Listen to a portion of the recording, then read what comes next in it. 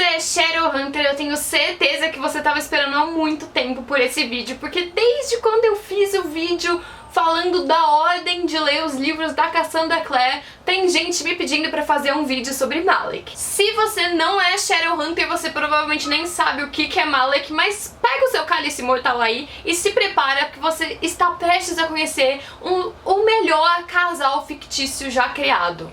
E vão ter alguns spoilers, infelizmente. Antes de começar esse vídeo, eu preciso avisar que eu vou falar aqui sobre o Magnus e o Alec dos livros, porque assim, o que eles se tornaram na série não faz sentido nenhum e chega a ser até ofensivo, porque a maior parte do que eles eram nos livros se perdeu, não só como casal, mas como personagens também, e eram coisas importantes que foram jogadas de lado, principalmente pro Alec ter aquele noivado nada a ver que ele teve na série. Então assim, eu vou literalmente ignorar os personagens da série, tá? Na minha cabeça eles são outros personagens, não são o Alec e o Magnus que eu conheço. E assim, antes de eu entrar na história em si, eu acho que é importante que vocês saibam um pouco do contexto no qual esses personagens foram criados. O primeiro livro das Crônicas dos Caçadores de Sombra foi lançado em 2007 e desde o começo, desde quando a Cassandra estava tentando publicar o primeiro livro, ela já tinha declarado com todas as letras que o Alec era gay. Por conta disso, ela sofreu muita retaliação das editoras nos Estados Unidos que não queriam que tivesse um personagem gay no elenco principal. Ela não desistiu e ela continuou lutando não só para que o Alec pudesse ser gay, mas também para que ele e o Magnus pudessem ser um casal. Anos depois, quando a Cassandra lançou o livro solo do Magnus, As Crônicas de Bane, o livro foi classificado como mais 18 em muitos estados dos Estados Unidos e ele foi retirado das sessões infanto-juvenil, sendo que ele, basicamente não tem nem insinuações sexuais e os outros livros dela têm cenas até que bem explícitas entre os casais hétero. E o motivo para fazerem isso era simplesmente porque o protagonista era bissexual e era mostrado se relacionando com homens. E isso foi em 2013, gente, não faz tanto tempo assim, parece coisa do século passado, mas foi agora. Por sorte, eles foram muito bem recebidos e a Cassandra conseguiu ir colocando mais e mais representatividade nos livros dela, chegando no auge que é as últimas horas, que a gente tem 6, se eu não me engano, personagens LGBTQ+, no elenco principal. Mas é justamente por conta dessa censura que ela sofreu no passado que as cenas de Malec são mais discretas do que as dos outros e que ela não pôde aprofundar o relacionamento deles tanto quanto ela gostaria. Foi só ano passado que ela conseguiu lançar uma saga focada nos dois e no relacionamento deles e descrevendo tão explicitamente quanto ela tinha feito com os outros personagens. Então assim, mesmo que você não ache esse o casal mais incrível de todos os tempos, você tem que entender a importância que esse casal teve no quesito representatividade. Mas agora vamos falar do romance deles, porque é por isso que vocês vieram aqui, né? Cara, o que eu mais gosto em Malec é que eles são um casal extremamente realista. É claro que de vez em quando eles vão pra algum inferno ou derrotam algum demônio maior, mas assim, o relacionamento deles em si é muito real. A gente começa com um Alec tímido, um garoto que passou 18 anos escondendo da família conservadora dele que ele era gay e que sempre negou seus sentimentos e acabou aceitando que ele tinha um crush no meio-irmão simplesmente porque era mais seguro pra ele ter um crush que ele sabia que nunca poderia se concretizar do que ter um crush em alguém que realmente poderia ficar com ele e ele teria que lidar com isso. E aí pá, de repente aparece um feiticeiro gostosão de 400 anos na vida dele e que tem interesse nele.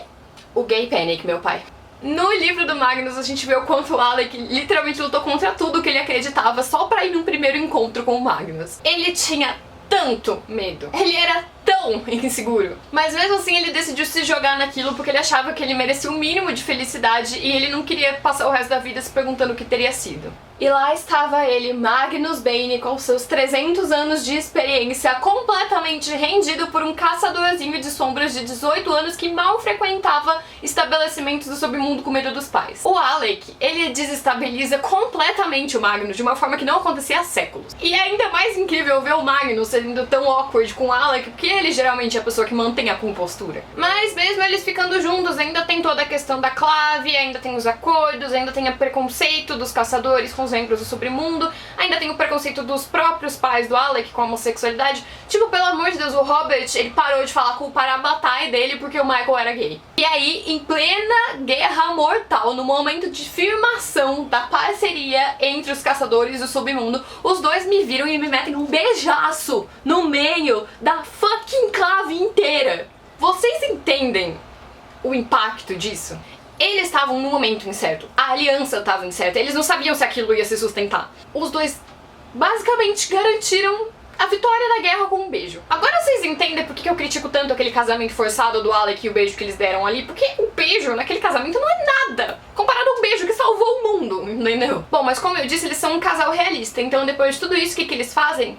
Terminam. Gente, quando o Malek acabou, eu fiquei tão mal que eu fiquei doente. Tipo, de verdade, eu tive, tipo, infecção estomacal.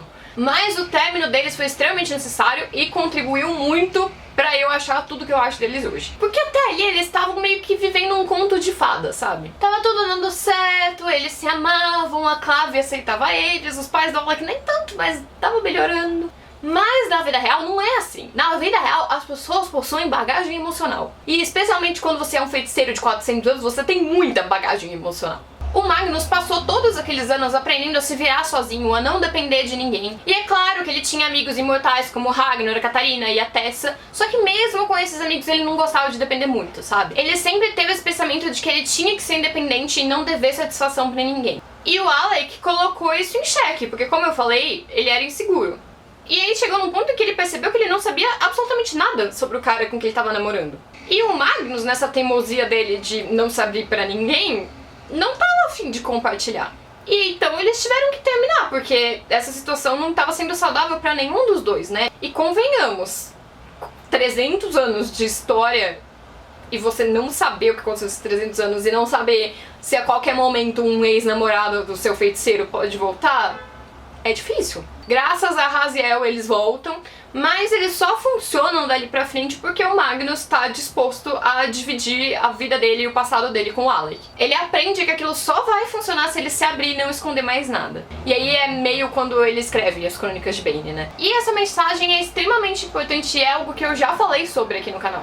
Se você ama uma pessoa e você quer ter um futuro com ela, você precisa se abrir, você precisa ser o mais sincero possível com essa pessoa, senão não vai dar certo. Os eventos do fim de Instrumentos Mortais fortalecem muito o relacionamento dos dois e no ano seguinte eles acabam adotando o Max na Academia dos Caçadores. E aí o Magnus e o Alec eles deixam de ser só namorados e eles passam a ser pais. E mais uma vez a forma como isso é abordado é extremamente realista. É incrível o quanto a Cassandra Clare e o Wesley Chu conseguiram detalhar tão bem o quanto a vida de uma pessoa muda quando ela passa a ter uma criança pra cuidar. E ao mesmo tempo o quanto é simplesmente maravilhoso simplesmente ler sobre o dia a dia deles, sabe? Te faz querer formar uma família, te faz querer chegar naquele ponto de um relacionamento. Mas ainda assim o Magnus tem dificuldade pra dividir tudo com o Alec. Não mais segredos, mas ele ainda tem meio que uma ideia de que ele não deve envolver os outros nos problemas dele e que ele deve resolver as coisas que ele causou sozinho. Por ser um feiticeiro e por todo o trauma da infância dele, o Magnus ele tem essa ideia de que ele é um problema pros outros. E ele acha que ninguém deveria arriscar a vida pra salvar ele. Basicamente, ele não sabe aceitar amor. E é só no livro mais recente da Cassandra Clare, o livro branco perdido, cujo link vai estar aqui na descrição se alguém quiser comprar, que o Magnus aprende que não é bem assim. Ele finalmente entende que ele é amado não só pelo Alec, mas por todos os amigos que ele conquistou. Como esse é o livro mais recente, eu acho que muita gente ainda não leu, até porque ele não lançou em português ainda, eu acho. Eu não vou dar muitos spoilers, mas eu quero que vocês saibam que eu achei simplesmente incrível. E aí tudo isso culmina pro casamento deles no final de Artifício das Trevas. Cara, o tanto que eu gritei e chorei com esse casamento. Porque assim, pensem em todo o caminho pra chegar até aqui. O Alec começou como um garoto tímido com pais homofóbicos. Ele mudou o pensamento da Clave sobre o submundo. Se tornou líder da aliança entre os caçadores e o submundo. E depois de tudo ele ainda se tornou cônsul e o primeiro ato dele como cônsul foi mudar a lei para que ele pudesse casar com Magnus do jeitinho que eles queriam. Em dourado dos caçadores e azul dos feiticeiros. Eles esperaram anos pra casar porque ele não queria que fosse de um jeito que não fosse 100% o que eles eram e o que eles queriam. E aí ele chegou no cargo mais alto dos caçadores de sombras e usou isso pra dar o casamento perfeito pro amor da vida dele. Inclusive, tem uma fala, que eu não vou saber a fala decora aqui, mas que é perfeita, que é justamente isso. O Alec fala que ele não quer ser lembrado como um herói da guerra, que ele não quer ser lembrado como uma pessoa que transformou as relações entre os caçadores e o submundo, mas sim como um homem que mudou o mundo pelo amor dele. É perfeito. Ok, eu sei que isso não parece muito com o realismo que eu tava falando lá no começo, mas deixa eu explicar um pouquinho melhor. A Clary e o Jace, que eu já falei aqui que eu não gosto muito deles, eles são tipo aquele estereótipo de casal hétero adolescente com muito fogo no rabo e que faz tudo por paixão. Eu amo a Izzy e o Simon, mas ela é tipo uma mulher mística e etérea que assim, parece não existir de verdade no mundo e ele fica o tempo todo tipo, meu Deus, como eu consegui essa menina? A Tessa, o Will e o Jem são um lance muito poético que nunca vai existir no mundo real. A Emma e o Julian tem todo esse lance de almas conectadas e profetizadas. E o pessoal de As Últimas Horas tá lá naquele sonho de uma noite de verão que até agora eu não entendi porque que não fica todo mundo junto logo. Mas Malek, eles passam por todas as fases de um relacionamento real. Eles nos ensinam sobre relacionamentos. Eles são um exemplo a ser seguido. Eles crescem um com o outro. E eles são extremamente maduros. É muito fácil de se ver neles. Tão fácil que o Alec acaba servindo de conforto para muitos jovens LGBTQ+, que ainda estão no armário, que não podem sair, porque ele mostra que por mais que seja impossível você mesmo agora, isso vai passar. Que você pode crescer, ter sua própria vida, encontrar a pessoa amada e viver com ela pra sempre. E que talvez você até consiga mudar um pouquinho a mente dos seus pais depois de tudo isso. Então, por mais que pareça um inferno agora,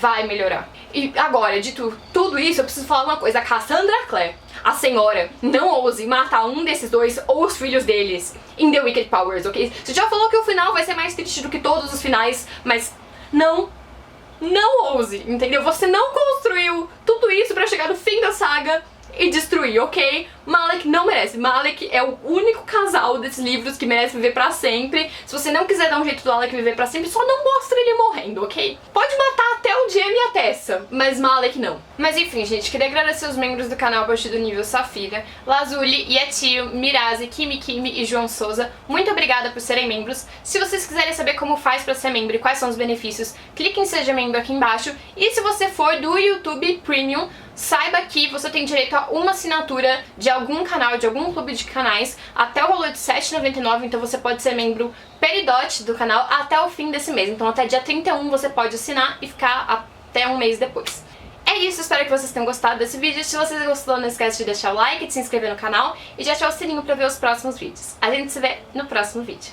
Não sei se vocês sabem, mas eu tô passando um perrengue com a Amazon, porque eu comprei o último livro da Cassandra Clare lá já faz um mês, e eu comprei na pré-venda, o negócio ainda não chegou, e eles falam que não tem estoque, mas tem estoque, já peguei 4 vezes, já reclamei aqui, já fiz tudo o que já fizer, e assim, sinceramente, eu cansei, eu não quero mais esse livro, tá? Eu não faço questão nem um pouco, então assim... Ingrid, chegou um livro pra você!